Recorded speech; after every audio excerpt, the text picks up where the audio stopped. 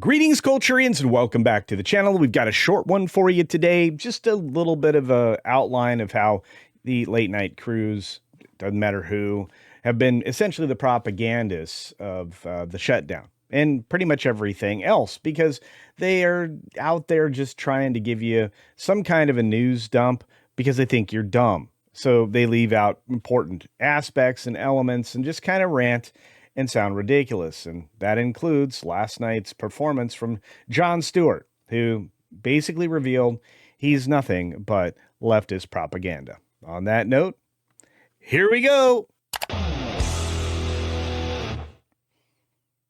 Now, quickly before we get started, double check you're still subscribed to the channel. And if you're not, please do so now. It'll really help me get to 50K. We are also trying to get to 1,000 members. So we want to turn all the names green. And on top of that, hit the thumbs up button, because if you do it right now, it counts as extra engagement, and YouTube loves that. And so do I. Oh, and double check that you've turned on all notifications so you don't miss anything. Regardless, here's the Deadline article we were talking about from November 10th, as Jon Stewart rips into Democrats for caving on government shutdown. World-class collapse. I don't know about that. I mean, they just kind of didn't get anything for what they, threw a tantrum for. And I guess you could be kind of frustrated if you're all on board with the Democrats, with Jon, which means Jon Stewart clearly is.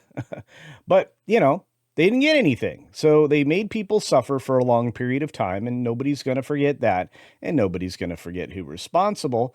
But as Jon Stewart points out, they really did get nothing from the story. Much like the slogan behind a certain brand of margarine, Jon Stewart said he can't flippin' believe the Democrats caved on the longest government shutdown in history, which officially ended earlier today with the passage of legislation to keep the machine running until January, thanks to 8 Democrats who joined the ranks of the Republicans. The Daily Show host repeated the phrase throughout Monday's episode, saying, "By the way, tonight's show will be brought to you by I can't freaking believe it. I can't freaking believe it." For when the I can't believe it Edward Munch scream emoji, it doesn't quite convey how much you cannot flip and believe it. That's right. Look, he continued on, he ranted a bit, saying they freaking caved on the shutdown, and even a full week removed from the best election night results they've had in years. Let me throw a little bit of shade on that observation there, John.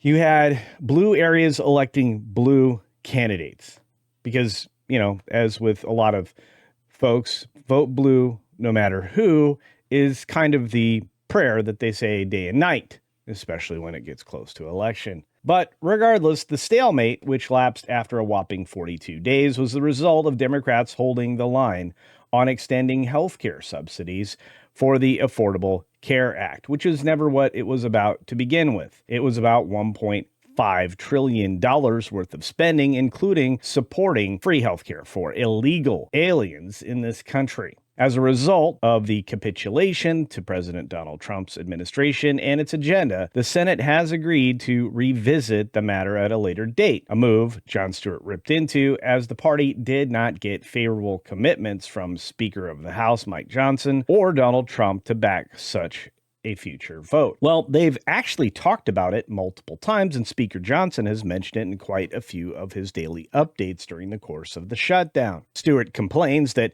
you had the wind at your back, election victories all over the country, the new Sydney Sweeney movie, box office bupkis, the host exclaimed, delving into a recent fervor that Sweeney has ignited for not disavowing Trump, because that you have to do that in order to be a part of the cult. Guys, you have to disavow Trump.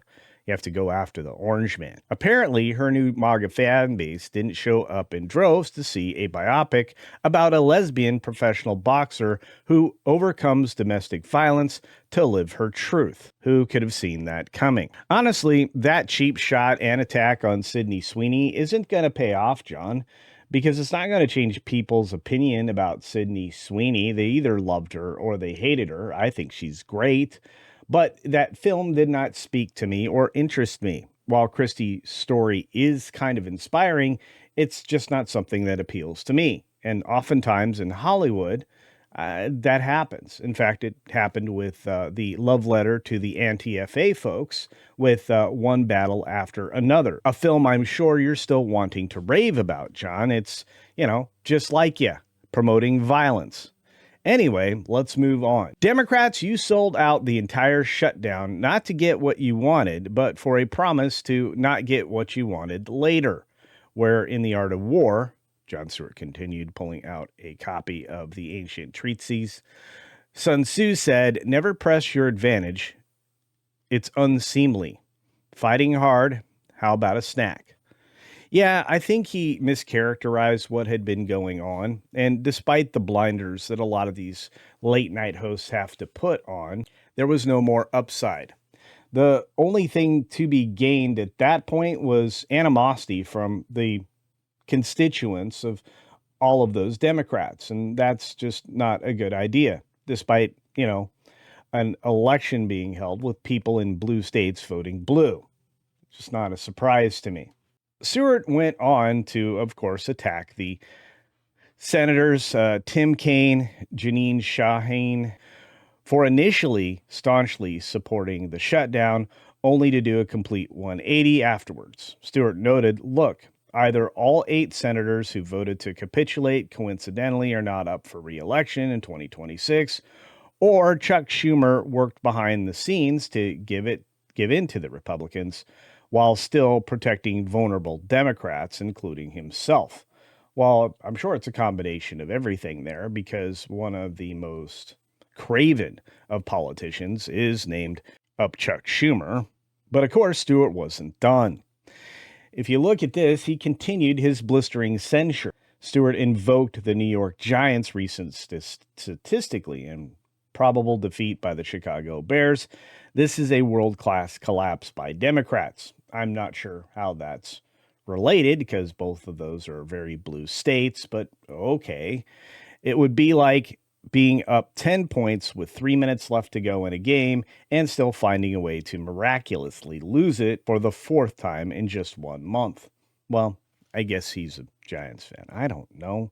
And then, in a staggering admission of the truth, the political comic also excoriated Democrats for not standing up on principle. How are we being ruled by the only old people who don't stubbornly cling to stuff, whether it's working or not? That's the whole point of being an old person. What kind of old person are you? Well, maybe it's time to give up my driver's license. You know what, John? That might be the best thing you said in your entire monologue rant. I have to tell you, I have very little interest in ever watching anything from your program again. And I think you've really revealed what the job of the late night host is. And if it's not you, it's Colbert, because he's done something similar, calling his audiences stupid and saying that they're there to tell you what the news actually said and what it meant, and give you the right perspective on your particular worldview. And by the way, you can see that in video form over on WDW Pro's channel, because it was absolutely brilliant. On that note, what do you think? Do you think Jon Stewart not only revealed himself, but all of late night to be essentially just propagandists? Do you think that they're telling us the quiet part out loud? And do you suspect that Jon Stewart, after being renewed for a year, might have that term revisited sooner than the end of his contract? I've told you what I think. Let me know your thoughts down in the comments section below. As always, be sure to take care of yourself, take care of others, and until next time, see ya! But not watching Jon Stewart. How about you?